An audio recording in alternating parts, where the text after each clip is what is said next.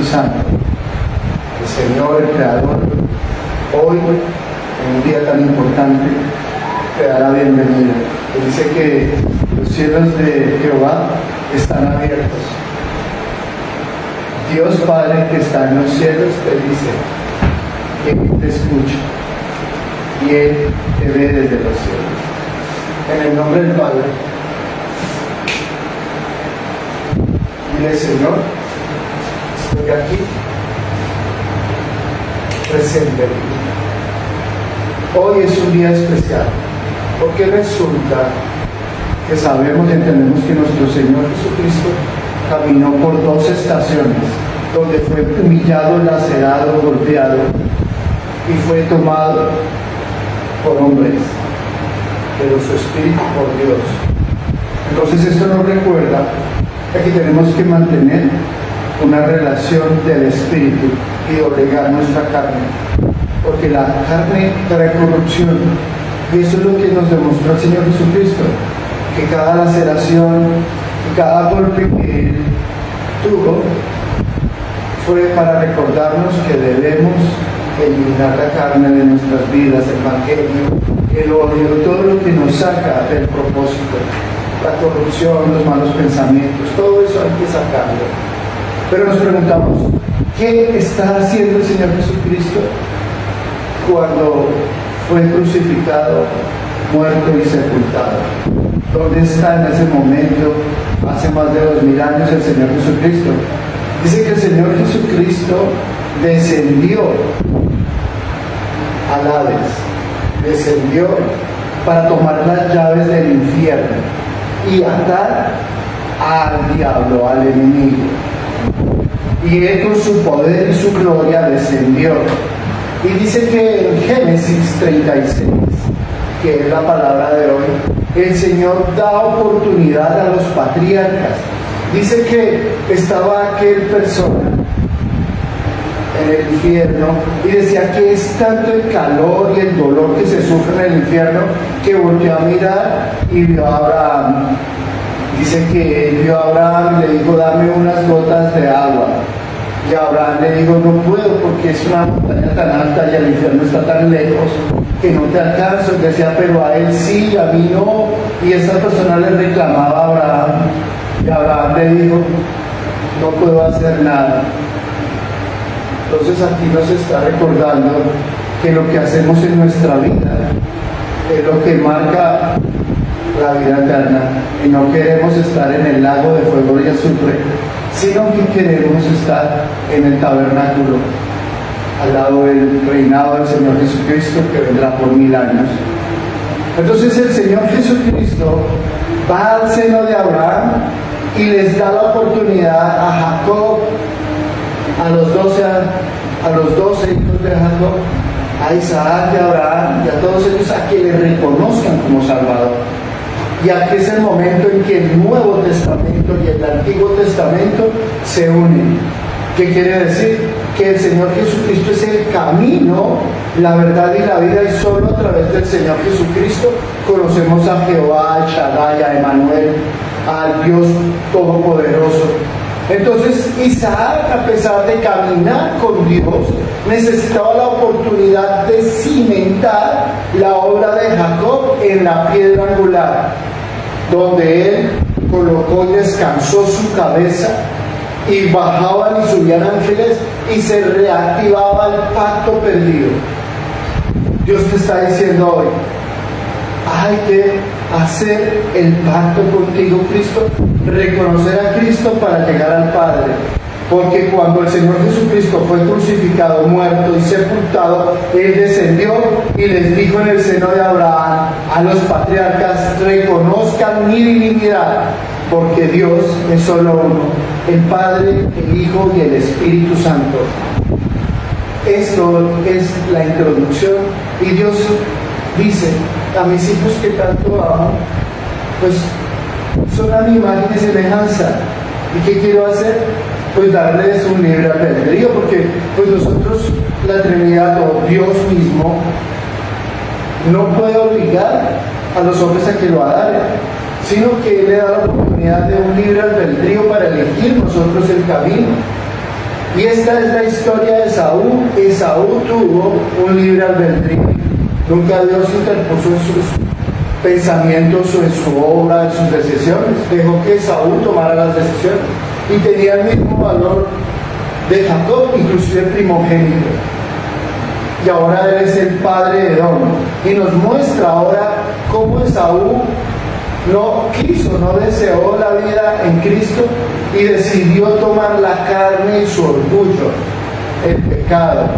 Y debido a su orgullo, él como hombre, igual que Nimrod, recordemos el de la Torre de Babel, hizo grandes construcciones con su pueblo. Y sí, sus construcciones como hombre dejaron huella, pero su espíritu se perdió. Esto nos enseña que por más que tengamos PhD, doctorados, y hagamos y no tengamos a Cristo, no hay sentido, porque puedes dejar huella como hombre, pero la huella más importante es la del cielo, la huella del Padre Celestial.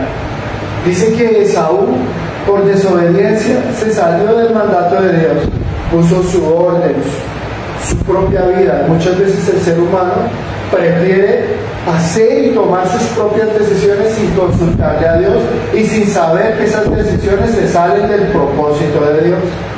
Ahora vemos que a pesar de que Esaú fue bendecido, porque sabemos que cuando Jacob fue bendecido por primera vez, entró a Esaú y le dijo: pero no te queda una bendición para mí. Y Isaac le dijo: claro que sí, hijo, te bendeciré, pero ahora vas a ser siervo de tu hermano. Esto lo llevó a él a la pérdida y a la perdición de su linaje. Esto realmente no es historia, la Biblia no es historia, la Biblia es una realidad. Y esto nos lleva a entender y observar lo que pasó en el pasado, lo que vendrá en el futuro y de cómo esto afecta a nuestras vidas. Y vemos que las profecías y todo lo escrito en la Biblia se ve actualmente en la situación actual de Palestina, que es Esaú, que es Edom. ¿Y por qué? Porque se desvían de los propósitos. Por eso Dios te dice: mantente firme para que no te desvíes, hijo. Y hoy Dios te habla con claridad y te dice que te mantengas firme en el camino recto como lo hizo Jacob. Te dice: hija mía creyente, hijo mío, ten obediencia y sujeción a Cristo, porque solo en Él encontrarás la dirección segura y una vida verdadera. No permitas que el orgullo, las decisiones impulsivas causadas por los placeres de la vida te aparten de la voluntad de Dios. Pues es que el enemigo busca apartarte y desviarte de Dios. Recuerda que el orgullo es la raíz de toda la caída de imperios. Cayó el imperio otomano, el imperio romano, el imperio griego, todo lo que vimos y estudiamos durante Apocalipsis. Esto quiere decirnos que los imperios no son eternos, pero solo Dios es eterno gracias a su gracia transformadora, que también es eterna. Entonces hoy quiero decirte que es el tiempo de que escojas seguir a Cristo con todo tu corazón. Y de esta forma no solo vas a evitar la perdición, sino que serás un instrumento de bendición con tu familia, tus amigos, las personas que amas. Todo esto es el propósito de Dios. Ahora tú vas a recordar ese momento en que Dios descendió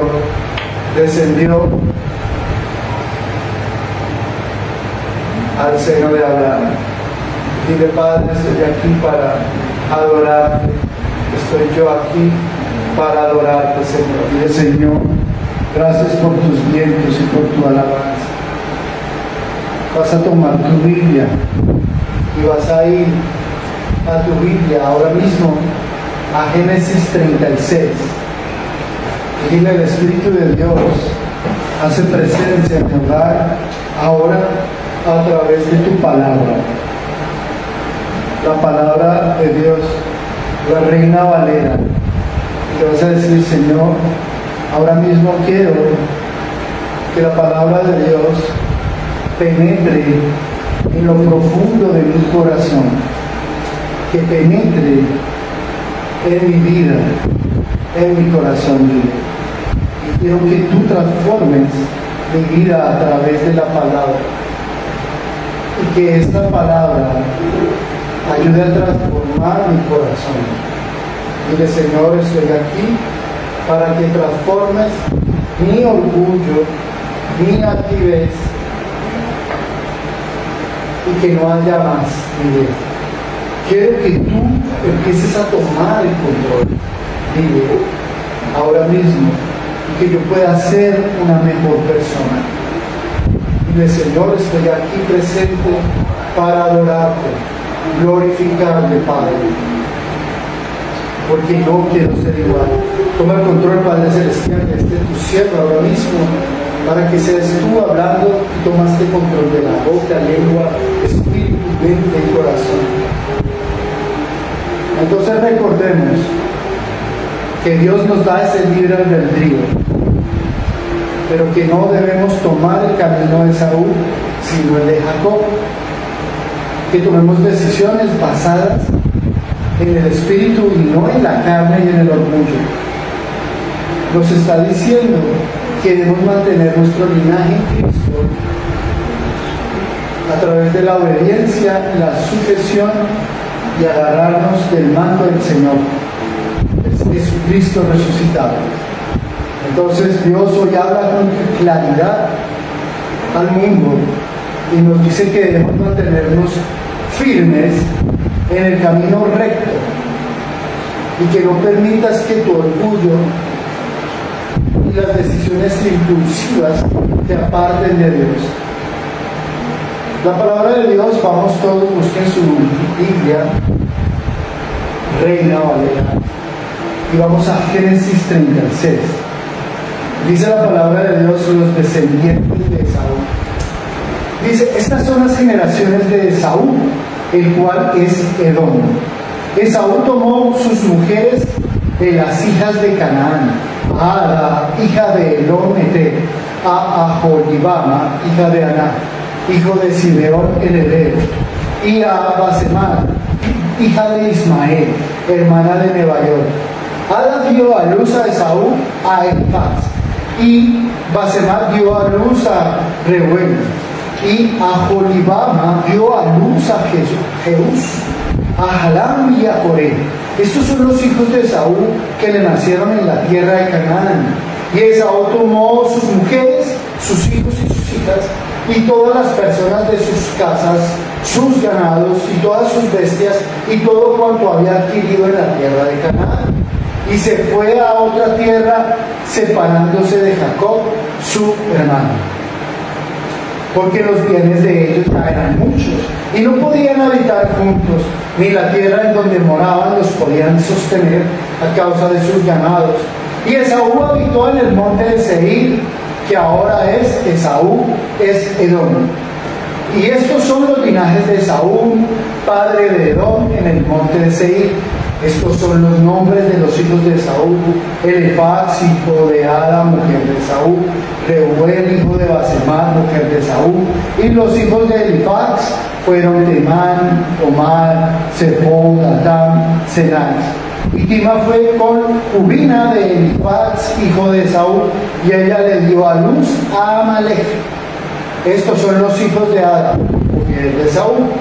Los hijos de Reuel fueron Nahat, Será, Samá y Misa. Estos son los hijos de Basemar, mujer de Esaú. Estos fueron los hijos de Aholibama, mujer de Esaú, hija de Aná, y que fue hijo de Sibeón. Y ella dio a luz a Jeús, Jalán y Coré, hijos de Esaú. Estos son los jefes de entre los hijos de Esaú, hijos de Elifaz, primogénitos de Esaú. Los jefes de Temán, Omar, Cefeo y Cenaz, Coré, Gatán, Amalek. Estos son los jefes de Elifaz en la tierra de Edom. Estos fueron los hijos de Ada, y estos son los hijos de Reuel, hijo de Saúl. Los jefes de Nahat, Cenaz, Amá y Misa. Estos son los jefes de la línea de Reuel en la tierra de Edom. Estos son hijos que vienen de Basemar, mujer de Saúl. Y estos son los hijos de Aholibama, mujer de Saúl, los jefes Jeús, Jalán, Coré. Ellos, y estos fueron los jefes que salieron de Aholibama, mujer de Saúl, hija de Haná. Estos pues son los hijos de Saúl, y los jefes es Edom. Y ahora estos son los hijos de Seir, Oreo, moradores de aquella tierra: Lotán, Sobal, Zibeón, Aná, Disón, Esed y Disán. Estos son los jefes de los Oreos, hijos de Seir. De la tierra de Edom, los hijos de Lotán fueron Jorí y Genam, y Tina fue hermana de Lotán. Los hijos de Sobal fueron Abán, Mahanat, Tebat, Sefo y Onam. Y los hijos de Zibeón fueron Ahá, Ana. Este Ana es el que descubrió los manantiales en el desierto cuando apacentaba los asnos de Zibeón, su padre. Los hijos de Ana fueron Disón y Alohibama, hija de Aná. Estos fueron los hijos de Disón: Dan, Esban, Itran y Kerán. Y estos fueron los hijos de Eser: Ilban, Sabán. Estos fueron los hijos de Disán: Uz y Arán. Y estos fueron los jefes de los Oreos, los jefes de Sotán, Sobal, Zibeón, Aná, Disón, Eser, Disán. Estos fueron los jefes de los Oreos por sus mandos en la tierra de Seir. Dice que todos estos reyes reinaron en la tierra de Edom. Antes de que reinase el rey sobre los hijos de Israel, fueron estos. Bela, hija de Beor, reinó Edom, y el nombre de su ciudad fue Dinaba. Murió Bela y reinó en su lugar Jobab, hijo de Será, de Bosra. Murió Jobab y en su lugar reinó Husam, la tierra de Temán. Murió Husam y reinó en su lugar Hadab, hijo de Bedad, el que derrotó a Madián en el campo de Moab.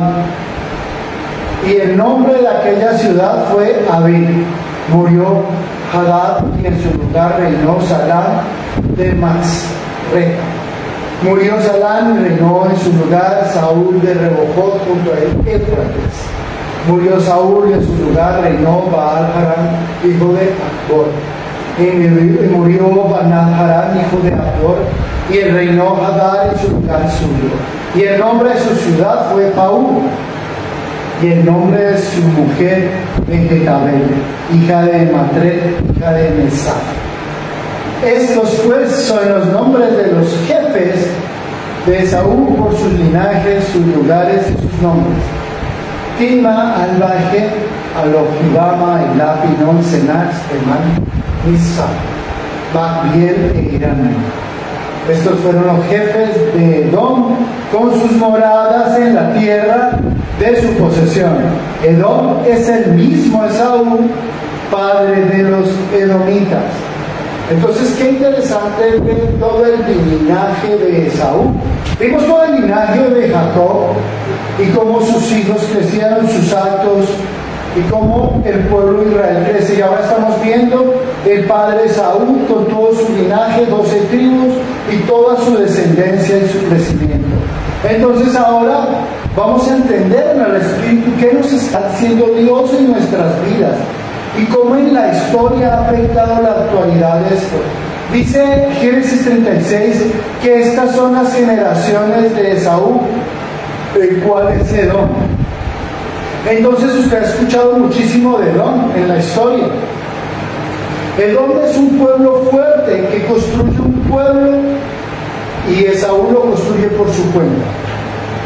Nunca le consultó Esaú a Dios por sus hijos, nunca le consultó los nombres, nunca consultó Esaú a Dios qué sería de su linaje. Él dijo: yo puedo por mi propia puerta porque soy fuerte y soy bendecido. Entonces él adopta la multiplicación bajo la base 3. O sea, la multiplicación se repite en su linaje 9 veces en base 3, donde el número 3 para Esaú simboliza la diversidad de su descendencia a través de las 3 líneas maternas. Y la formación de esos múltiples clanes y jefes dentro de su pueblo edomita se marca en un patrón bíblico que frecuentemente indica la plenitud y la estructura de la descendencia, fuerza y liderazgo. Esto se basa en el número 9. Esaú tuvo hasta 6 esposas. 3, 6, 9. donde se refleja la base organizacional, social y familiar. Y muchas ciencias ahora adaptan esos números, transgrediendo la base de Esaú. Este es un circuito que Esaú tomó en sus mujeres, de las hijas de Canaán. Dicen que en Génesis 36, Ada, hija de Elón el Eteo. O sea, Esaú fue muy inteligente, porque dijo, yo quiero que mis hijos sean grandes y fuertes, gigantes. Entonces empezó a tomar de las tribus cananeas los mejores, y tomó a Lohibama, hija de Aná, de Sibeón el Hebeo. Vimos lo que pasó con Jacob e Isaac en los hebeos y las muertes. Ahora Esaú toma de los hebeos, sacerdotes de estos ángeles caídos. Esaú decide tomar la idolatría de los hebeos, o sea, los reyes. Empezó a tomar antiguos ángeles caídos. Egipto, recordemos, antiguos ángeles caídos de Egipto, como Horus, Anubis, todos esos que es bueno no invocar, pero que estos hebeos empezaban a adorar. Druidas que inclusive adoraron, antiguas sectas del norte de Europa, de brujos, de hechiceros. Miren cómo un hijo de Dios como Esaú toma la carrera y la vida de las tinieblas y toma la idolatría de los hebeos y empieza a adorar deidades como los dioses de la tormenta y la agricultura, como Tarfún, Mesula, Telepinu. Qué descarado adorar a esos dioses, Esaú. Y esto empezó a reflejar una religión politeísta típica de Canaán, basada en la idolatría, en tiempos que también se reflejaron en Salomón, cuando trabajó a su esposa, trajo esa inmundicia al pueblo. Estos fueron usados por trabajos forzados. Tú recuerdas que los hebeos fueron tomados en las construcciones de Israel por Salomón y el rey David, donde se les cumplió un castigo. O sea, pudieron idolatrar, pero ahí les llegó el castigo. En Canaán, y en Primera de Reyes 9:20 al 23 los dice Primera de Reyes, a todos los pueblos que quedaron de los amorreos, eteos, fereceos, heveos y jebuseos que no eran de los hijos de Israel, y a sus hijos que quedaron en la tierra después de ellos, que los hijos de Israel no pudieron acabar, hizo Salomón que sirviesen con tributo hasta hoy. Los tomó como esclavos, mas a ninguno de los hijos de Israel impuso Salomón servicio, sino que eran hombres de guerra, o sus criados, sus príncipes, sus capitanes, comandantes de sus carros, o su gente de a caballo. Y los que Salomón había hecho jefes y vigilantes sobre las obras eran 550, los cuales estaban sobre el pueblo que trabajaba en aquella obra. O sea, Israel también tomó esclavos a todos estos pueblos, eteos, jebuseos, amonitas, eteos, fereceos, amorreos. O sea que esa idolatría lleva a la esclavitud. Y en la actualidad la idolatría lleva a muchos a la esclavitud. Porque usted puede ser idólatra al dinero y está trabajando día y noche, y su Dios es el dinero, usted es esclavo del dinero. ¿Y qué pasa? Que puede fallecer, y a quién le quedó todo eso. Dice que la comida, la polilla se come y daña. Entonces, ¿ese Dios dinero en qué quedó? O la idolatría al cuerpo, ¿en qué queda la idolatría al cuerpo? En nada. Porque el cuerpo envejece y se acaba, pero el espíritu sí es eterno, dice el Señor. Dice Génesis 36:3, ya Basemat, hija de Ismael, hermana de Nebaiot. Ella es la prima de Esaú. Basemat es una mujer elegante, de pulcritud, de alto nivel social, y siempre se manejaba bálsamos, aceite balsámico. Por eso es Basemat, que simboliza el valor o una distinción entre el contexto. Esaú escogió a Basemat para obtener linaje y posición en las tribus. Sabía que cada mujer tenía una función en su descendencia. Esaú era inteligente, porque traía la inteligencia de Isaac. Y Adán dio a luz a Elifaz, y Basemat dio luz a Reuel. Aquí viene Elifaz. Vamos a concentrarnos muchísimo en Elifaz, porque él tiene gran impacto en contra de la herencia judía y en los líderes de Edom. Y dice Génesis 36:5, y a Jolibama dio a luz a Jeús y a Jalam y a Coré. Estos son los hijos de Esaú que le nacieron en tierra de Canaán. Estos hijos eran los hijos para sellar Canaán. Y presentó altar a ellos para marcar la ciudad bajo los nombres de su descendencia. Lo que no sabía Esaú es que la tierra de Canaán era promesa para Jacob. Entonces, ¿de qué le sirvió asignar y sellar esas tierras con sus hijos? Y a pesar de la desobediencia de Esaú, él era un hombre que se dio cuenta de lo que pasó. Él se dio cuenta que los hijos de Esaú, Simeón y Leví, acabaron con Jamás, con el rey y su hijo, y acabaron con toda una ciudad. Y previamente Saúl le había dicho a Jacob: mira, yo te voy a dejar mis 400 hombres armados, porque sé que estás en tierras amonitas, jebuseos, heveos, y son tierras fuertes que te van a acabar. ¿Y qué hizo Esaú? Hizo un buen hermano, porque no todo es malo de Esaú. Esaú fue y buscó a Jacob y le dijo: voy a estar aquí. Pero también Esaú sabía que el terror de Jehová había descendido en esos pueblos y se había dado cuenta del poder de Jacob. Entonces Esaú fue inteligente, por una por su hermano y por otra para agarrarse de la protección del padre de Abraham, que era de su mismo linaje. Jugó para dos bandos a Esaú. Entonces miren qué hace. Y Esaú tomó sus mujeres, sus hijos y sus hijas, y a todas sus personas de su casa, y las juntó, las quiso unir a los clanes de Jacob en un solo pueblo, porque Esaú, como hijo mayor, deseaba liberar todos los clanes y tomar los territorios junto con Jacob para él.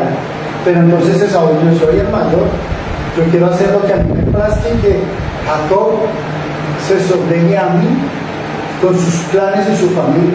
Mire los pensamientos y el corazón de Esaú. No era un corazón de Dios, porque mientras Jacob sí busca el camino de Dios, Esaú no.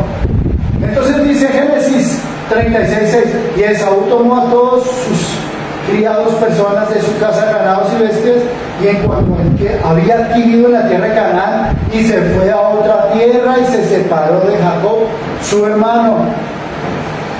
¿Qué sucedió? Que Dios no permitió que se mezclaran los clanes.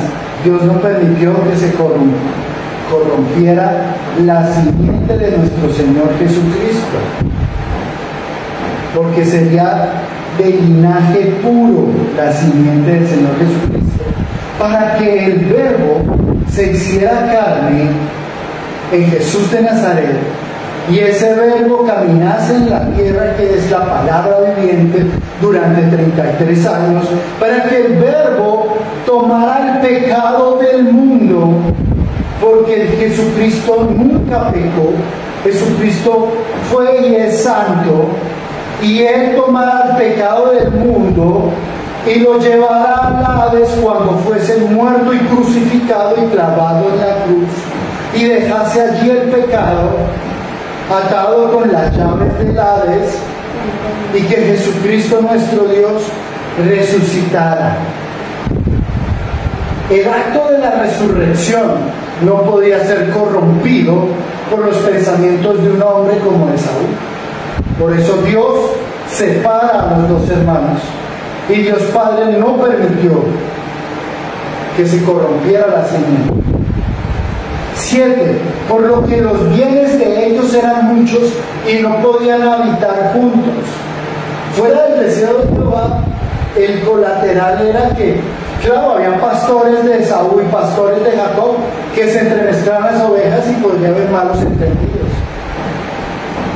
Eso conllevaba peleas, y eso también apoyaba que Esaú y Jacob se apartaran. Entonces ni la tierra donde moraban los podía sostener, porque la tierra empezaba a vomitar el ganado. ¿Y por qué? Porque Dios lo decidió así.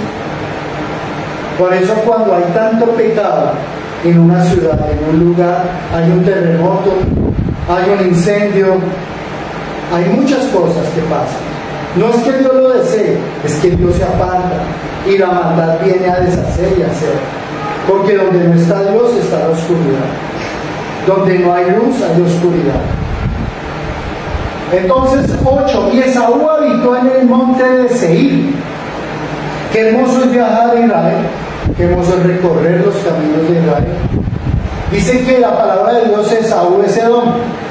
Y es aquí donde van a suceder las profecías, si lo estudiamos en Apocalipsis, cuando nuestro Señor Mesías, el Señor Jesucristo, Cordero de León, venga y pise la tierra, vendrá a destruir a Seir, ese monte lo va a destruir, y a 3 lugares más llegará al monte de los Olivos, ahí donde ascendió nuestro Señor, que habla la palabra en Zacarías 14 y en Hechos. Irá también al monte de Megiddo, donde se hará el Armagedón, donde el Señor Jesucristo vendrá como león y espada y sus vestiduras llenas de sangre. Ahí será Megiddo, ahí va a ser Armagedón. Ese es el fin del mundo. Y va a destruir con su ejército los ejércitos de la tierra, del anticristo, de la nueva Babilonia, del nuevo orden. Y ahí llegará al monte de Seir, a este monte de Edom, al monte de Esaú. Dice en Ezequiel 35, habla de esta profecía. Dice la profecía de Ezequiel 35: y sabrás que yo Jehová he oído todas tus injurias, Esaú, que me proferiste contra los montes de Israel, diciendo: destruidos son, nos han sido dados para que las devoremos, y os engrandecisteis contra mí con vuestra boca, y multiplicaste contra mí vuestras palabras. Yo lo oí, Jehová, y así ha dicho Jehová el Señor: para que toda la tierra se regocije, yo te haré una desolación, como te alegraste sobre la heredad de la casa de Israel, porque Israel fue asolada, así te haré a ti. Asolado será el monte de Seir, y todo Edom, y todo él, y ya sabrán que yo soy Jehová. ¿Y acaso no acaba de pasar eso?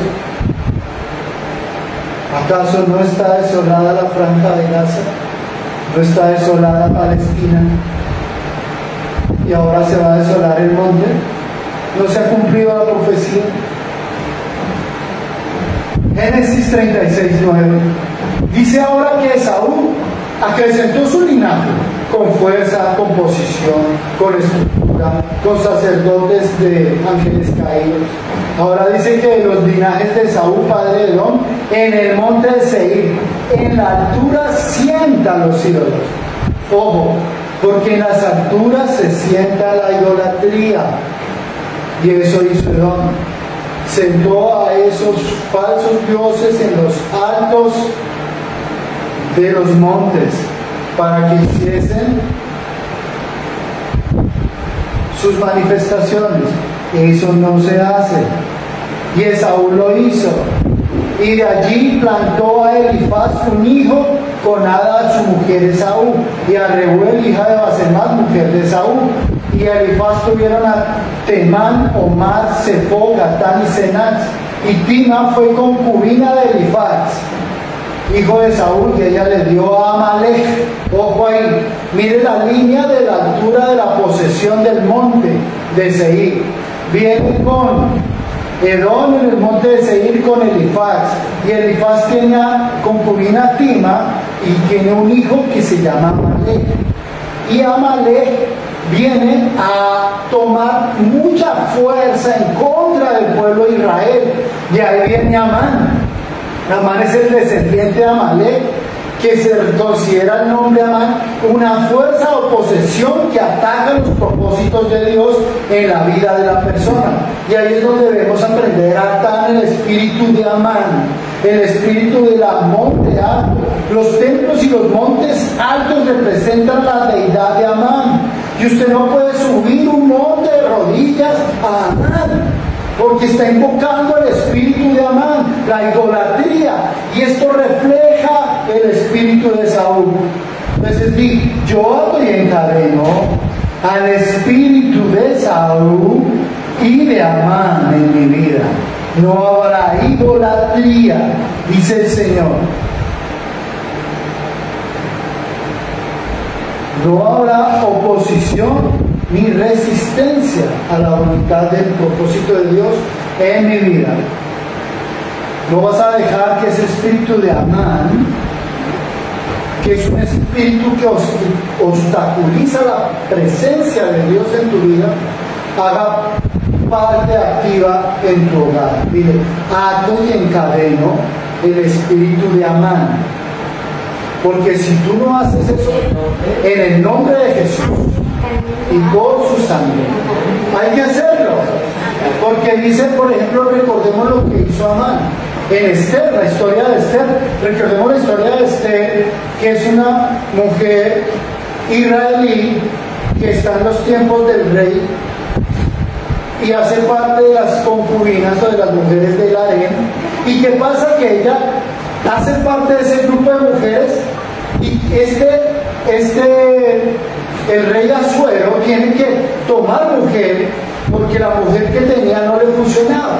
Entonces debería tomar una nueva mujer que se ganara la posición del dios Asuero. Y recordemos todo lo que sucede en Esther 3. Amán trama la destrucción de los judíos. Después de estas cosas, el rey Asuero engrandeció a Amán, hijo de Amedata de Agabuer, y lo honró y le dio un anillo a Amán. Y lo honró y lo puso en una silla sobre todos los príncipes que estaban con él, porque pues era la bendición que había dado Isaac a Esaú. Y dijo, Isaac sería bendito también tu linaje. Aquí se cumple la palabra de Isaac.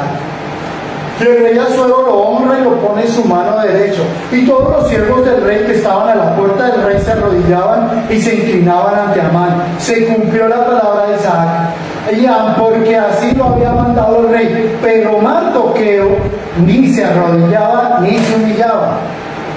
Ahí es donde te dice, tú no puedes subir de rodillas un monte, no te puedes arrodillar a una deidad, no te puedes arrodillar a una estatua, no te puedes arrodillar a amuletos ni tener amuletos. Mucho cuidado, así lo dice la palabra. Y Mardoqueo ni se arrodilló ni se humillaba. Y los siervos del rey que estaban a la puerta le preguntaron a Mardoqueo, ¿por qué traspasas el mandamiento del rey? Y aconteció que hablando de cada día de esta manera y no escuchándolos él, lo denunciaron a Amán. O sea, porque no se arrodillaba a los dioses altos, a Amán, lo denunciaron los siervos. Entonces dijo Amán, ¿cómo así? Que no se ha arrodillado ante mí. Y vio Amán que Mardoqueo ni se arrodillaba ni se humillaba ante él. Y se llenó de ira Amán, y sacó la ira. Y vio que Amán, Mardoqueo, no se arrodilló, pero tuvo en poco poner la mano en Mardoqueo solamente, pues ya le habían declarado cuál era el pueblo de Mardoqueo. Y procuró Amán destruir a todos los judíos que había en el reino de Asuero al pueblo de Mardoqueo. ¿Qué hizo Amán? Calibró, maquinó, organizó un plan, lanzó edictos y hizo que el rey Asuero lanzara estos edictos en contra de Mardoqueo y de su pueblo. Dio la orden inclusive de que todos los otros pueblos matasen un día específico y una hora a todos los judíos. ¿Y qué significa eso? Que no se arrodillen. ¿Acaso no será lo mismo que sucederá en los tiempos del nuevo orden, cuando la tribulación se presente? No obligarán al hombre a arrodillarse al anticristo y al falso profeta, aquel que está en las alturas de los montes de Amán, porque ahí vendrá el Amán resucitado en las alturas y plantará el tercer templo en la última semana de Daniel. Lo hemos visto y repasado y estudiado en el Apocalipsis. Y dice Génesis 36:13, los hijos de Reuel fueron Nahat, Será, Samá y Misa. Estos son los hijos de Basemar, mujer de Saúl. Estos son otros reyes fuertes, que no se basan en poderío militar, sino en un poderío de élite. Y hija de Ana, hijo de Sibeón, dio a luz a Jerusalén por hijos de Saúl. Estos son los jefes, aquí bien importante, son líderes, jefes, líderes políticos, líderes mundiales. Y sobre ellos también hay espíritus de control, de manipulación bancaria, de control estratégico monetario. Son los que manejan los hilos del mundo. Y estos son capitanes y guerreros. Vemos a Amán Guerrero, líder, y ahora vemos a líderes monetarios, financieros, de alto poder político. Y aquí dice la palabra de Dios, y fundaron la tierra de Edom, y estaba ya fortalecida. Entonces, ¿qué sucede? Que Edom es la previsualización de la nueva Babilonia. Edom refleja la nueva Babilonia. Y Edom viene de la reflexión previa de la Torre de Babel. ¿Y qué hizo Dios? Acabó, destruyó la Torre de Babel, hizo que hablaban diferentes lenguas y mandó rayos y tumbó el poderío del hombre en la tierra. Y aquí pasa algo similar. Dice Jeremías 49, 7, 22, describe un severo juicio de Dios contra Edom, destacando que el orgullo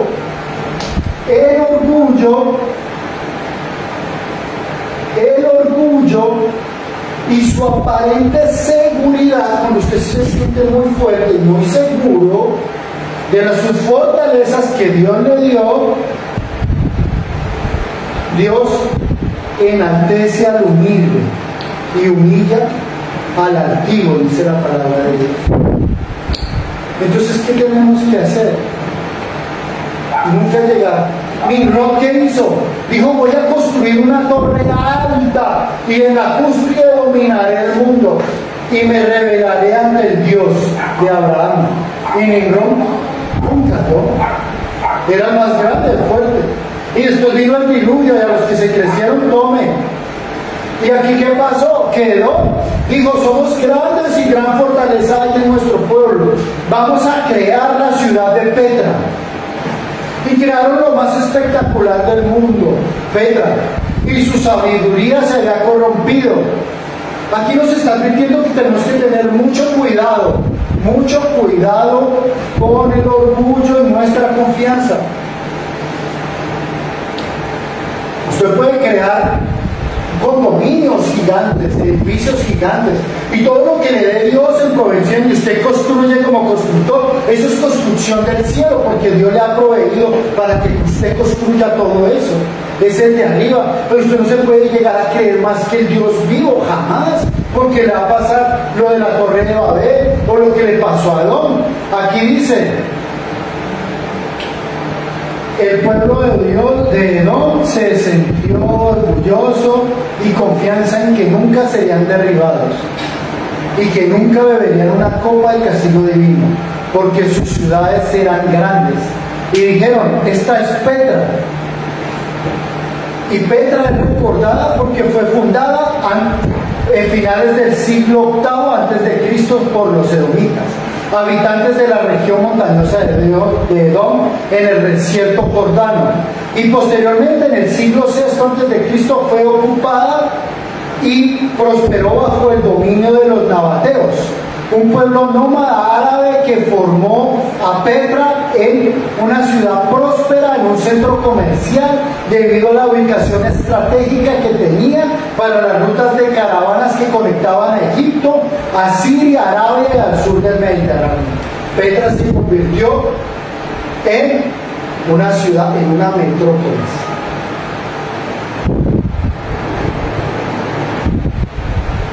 Gracias. Una metrópolis. ¿Qué es Petra? Ustedes recuerdan que Petra tiene dos grandes construcciones. Una se llama Ai Kasneh. Para colocarnos en foco, imagínense la película de la última cruzada de Indiana Jones, cuando el papá de Indiana Jones escribe un libro y pasa toda su vida estudiando para encontrar el cáliz de nuestro Señor Jesucristo, el cáliz de la última cena, la cena que celebró nuestro Señor Jesucristo cuando resucitó y juntó a sus 12 apóstoles en esa mesa y celebraron la cena juntos, como hoy la vamos a celebrar. Celebramos la cena con el Señor Jesucristo. tomamos de su cuerpo y de su sangre y fuimos uno con él, resucitado. Entonces el papá de Indiana Jones escribe un libro y se lo manda a Indiana Jones y le dice: tienes que seguir todos estos caminos hasta la ciudad de Petra, y ahí vas a encontrar a Al-Kasneh, el punto donde estaba guardado el cáliz del Señor Jesucristo en la película. Entonces Indiana Jones llega allí con su papá y al papá le disparan y él tiene que verse obligado a pasar las 3 pruebas de fe para llegar a ser digno de tener el cáliz para sanar a su padre. Entonces en la película él dice que el penitente solamente entrará. Miren cómo las mismas películas reconocen el poderío de Dios. Y aquí le dice: Mardoqueo no se arrodilló ante el hombre, ni ante las deidades de Amán, ni a los espíritus idólatras. Pero aquí Indiana Jones demostró que solo el penitente ingresará al reino. Y cuando Indiana Jones se agacha y cae, pasan 2 guillotinas, y los que pasaron antes no hicieron penitencia, entonces fueron decapitados. Y en la segunda dice: y es solo a través del que cree en el nombre de Dios pasará. Aquí Indiana Jones entendía que solo creyendo en Jehová y en el Señor, en el nombre de Inri, del Mesías, reconocía que el Mesías era el camino al cáliz, a la fuente de vida. Entonces, ¿qué hizo Indiana Jones? Empezó a caminar y Jesucristo se escribe diferente. Pues pisó donde no era y casi cae a un vacío. Aquí nos está diciendo que nosotros tenemos que aprender a caminar en el nombre de Jesús, en la sangre de Cristo, correctamente en su nombre, y que no nos dejemos engañar. Y si en la película Indiana Jones caminó en el nombre de Jehová y reconoció que solo llega al Padre a través de Jesucristo, pasó la segunda prueba. Y es la prueba que nosotros los creyentes debemos pasar: creer en Cristo para llegar a Él.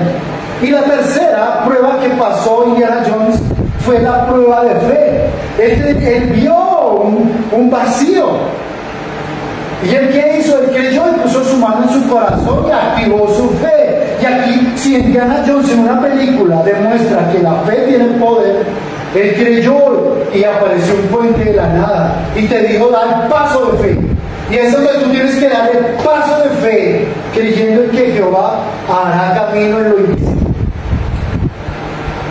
Entonces, Petra es esa ciudad que construyó Edom, y es esa construcción tan alta que la llaman el tesoro. Y también los edomitas construyeron otro monasterio que se llama el de Deir, porque viene de Seir. Y dice que el Señor, el Mesías, el Señor Jesucristo, pisará el monte de Seir en destrucción al pueblo edomita, y destruirá ese monasterio y destruirá el templo de Al-Kasneh, el tesoro. A diferencia, cuando empezó el pueblo de Esaú, construyó Adnasjet en el siglo, que dice que en nombre de esta mujer, en el siglo I después de Cristo, como un mausoleo real. O sea, lo que quería allí, como lo hizo Isaac en la cueva, era que Esaú, su progenitura, sus hijos, tuvieran un mausoleo en ese punto, y lo crearon como mausoleo, como casa funeral, mientras que el monasterio de Deir lo crearon como un templo de adoración, y fue usado por la iglesia bizantina luego. El tamaño de esos templos es gigante, porque yo pensaba que entre mayor fuese la construcción, mayor sería el nombre de Edom. Entre 39 y 40 metros de altura tiene la locación donde Indiana Jones grabó la última parte de la película de la última cruzada. Pero el otro templo hay que subirlo y caminar muchísimo, porque queda en la cima del monte, y ese tiene 45 metros de alto por 50 metros de ancho. El monasterio de Deir es gigante, mientras que uno está metido en la luna del Valle Creciente, que es un desfiladero de Zik. El otro está en una altiplanicie, más o menos a 1,6 kilómetros de ascenso. Dicen que son 800 escalones que toca caminar para llegar allí. Y todos son fachadas y columnas corintias, relieves figurativos mostrando el poderío, y ahí voy en la importancia, al poderío de las alturas de los templos en las alturas. ¿Qué quiere decir eso? Que cuando se maneja todo este orden arquitectónico, orden sacerdotal y funeral, allí se está plasmando la base idólatra del enemigo. Y todos los templos levantados en las alturas que manejen esto son templos del enemigo. ¿Y para qué los usan? Para levantar deidades de control en las alturas, para levantar ángeles caídos en las alturas, para que creen una influencia de maldad, porque por eso desde los montes se debe acabar la influencia de la maldad. Trae simbolismo y leyendas. Entonces, claro que usted debe entender que esas construcciones y los templos altos que no sean de Jehová son templos de adoración a ángeles caídos. Dice Génesis 36:17, y estos son los hijos de Reuel, hijo de Saúl, los jefes. Ahora dice Nahat, Será, Samá y Misa. Estos son jefes de la línea de Reuel. Estos fueron linaje no tan alto político y financiero, sino que fueron de organización municipal estatal. Los organizó Edom y Esaú de una forma que pudiera controlar todas sus tierras. Es algo así similar como cuando usted tiene municipios, ciudades, departamentos de una nación. Esaú organizó a sus hijos de tal forma de que pudiese mantener control en sus tierras. Y dice que Moisés envió embajadores al rey de Edom desde Cádiz diciendo: ayúdenos, porque su constitución y distribución política de Edom nos obliga a pasar y a cruzar desde Egipto a la tierra de Canaán, pero estas tierras son edomitas. Entonces Moisés necesitaba cruzar. Entonces le pidió el favor desde Cádiz al rey que le permitiera pasar, y dice que la palabra de Dios: tú has sabido todo el trabajo que nos ha venido en Egipto, nos hemos liberado de Egipto, como nuestros padres descendieron a Egipto. Recordemos que ahí descendió Isaac y su esposa a Egipto, y estuvimos en Egipto largo tiempo. Los egipcios nos maltrataron y a nuestros padres, y clamamos a Jehová, el cual oyó nuestra voz y envió un ángel y sacó de Egipto y nos sacó aquí. Mire todo este pueblo, estamos vagando en el desierto y necesitamos pasar por labranza y no por viña. Mire, nosotros pasaremos su tierra de Edom y no beberemos agua de sus pozos. Caminaremos por el camino real y no nos apartaremos ni a diestra ni a siniestra hasta que hayamos pasado su territorio. Y Edom le respondió a Moisés: no pasarás por mi país, ni de otra manera, porque si tú pasas, saldré contra ti armado. Y los hijos de Israel dijeron: pero por el camino principal iremos, y si bebiéramos tus aguas, yo y mis ganados daremos precio por ellas, pero déjenos pasar, déjame solamente pasar a pie y nada más. Pero él respondió: no pasarás o moriréis. Y salió Edom contra el pueblo de Israel y contra Moisés con mano fuerte. No quiso pues Edom dejar pasar a Israel por su territorio. Y entonces, ¿qué tuvo que hacer Moisés? Desviarse Israel de él. ¿Hasta cuánto se reflejó el odio de los hijos de Esaú por los hijos de Jacob? 420 años después de que pasó Jacob, y 420 años después de que murió Esaú, y aún los edomitas odiaban al pueblo de Israel. ¿Y cuánto ha pasado a hoy? 2100 años, y Palestina e Israel en guerra al tiempo de hoy por esto. Y estos hijos son Seir, Oreo, moradores de aquella tierra. Ahora Lotán, Sobal, Sibeón, Analizón, Ezer, Isaac. Estos son los jefes de los Oreos, hijos de Seir en la tierra de Edom. ¿Qué significa? Que ese monte de Seir se plantaron allí unas órdenes sacerdotales.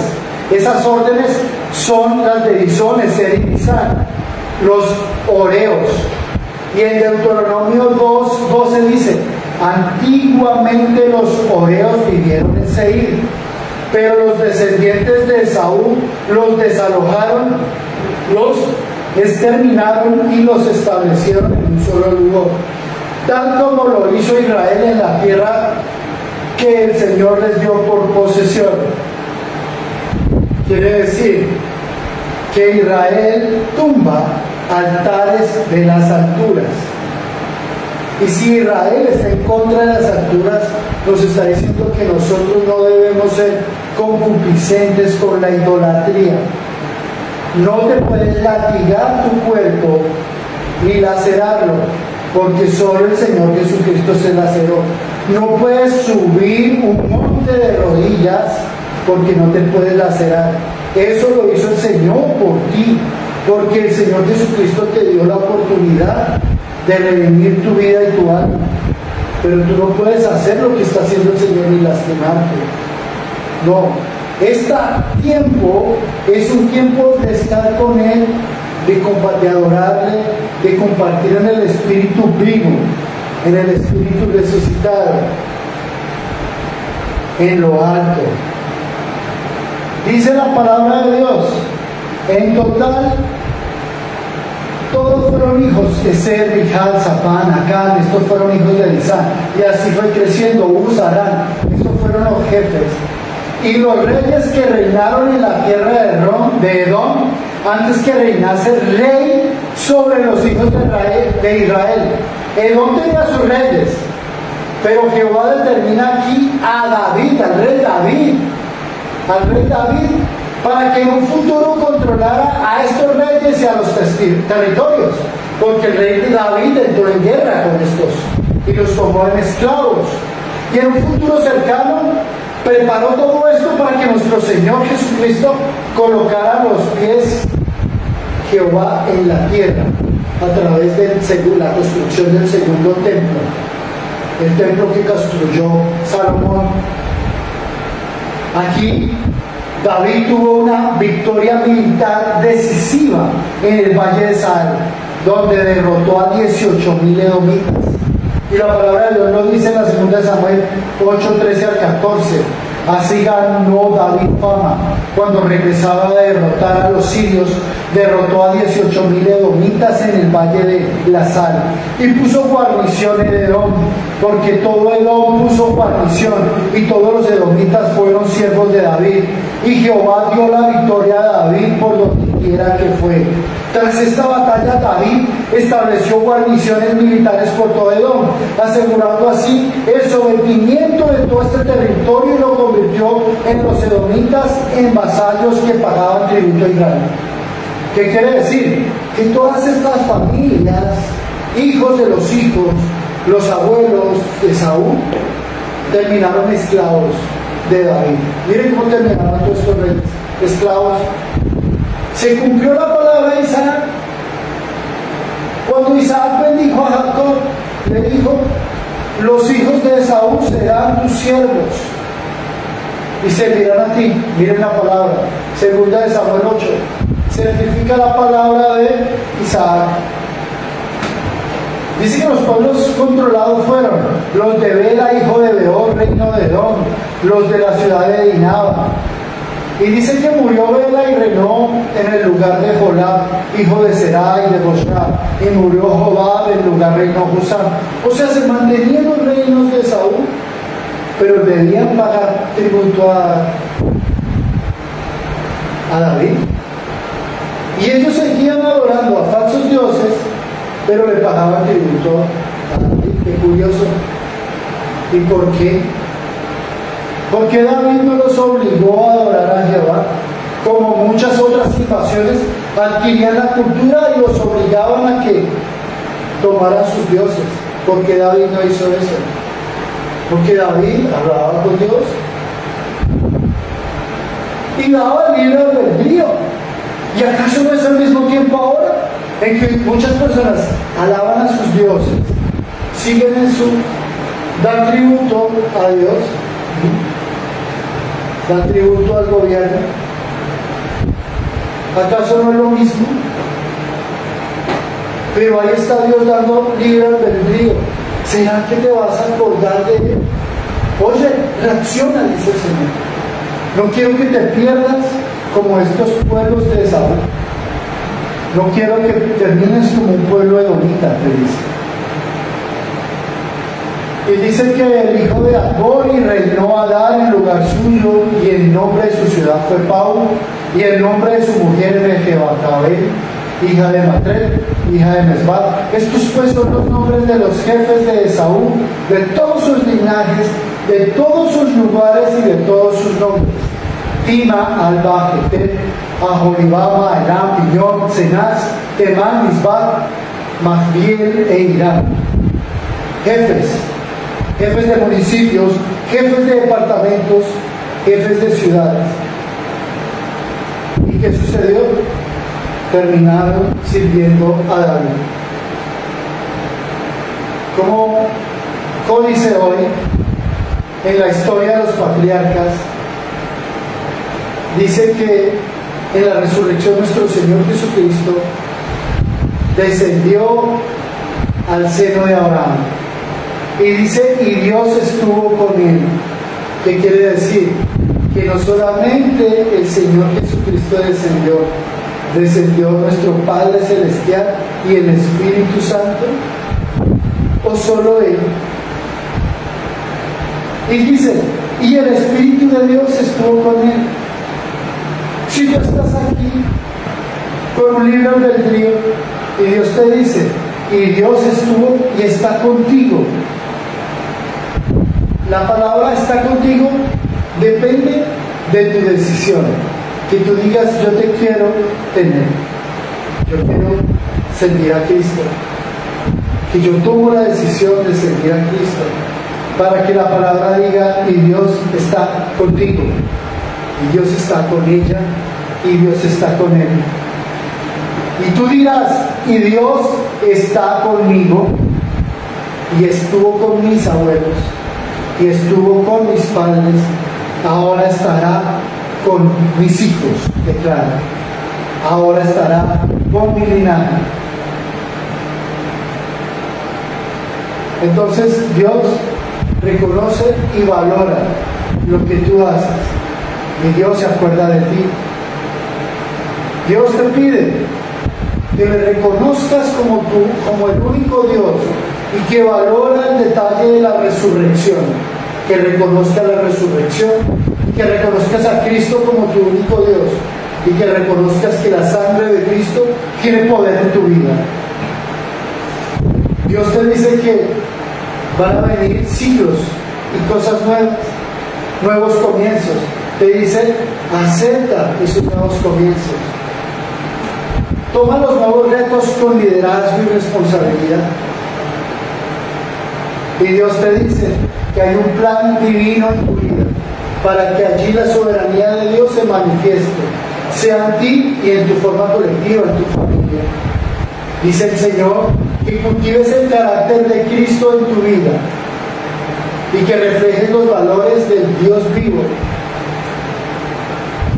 Todo esto nos lleva hoy a reflexionar en que debemos de dejar la idolatría, el orgullo y la altivez, y que debemos reconocer al Señor Jesucristo como un Dios vivo.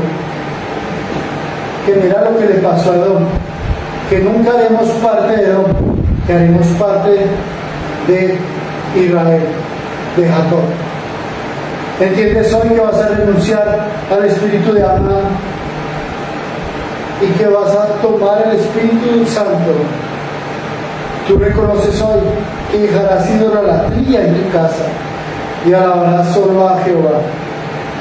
Y reconoces hoy que sacarás toda idolatría de tu hogar, y que ahora mismo tú y tu casa sirven a Jehová. Todo lo hemos hecho en el nombre del Dios vivo, del Dios Padre, Hijo y Espíritu Santo.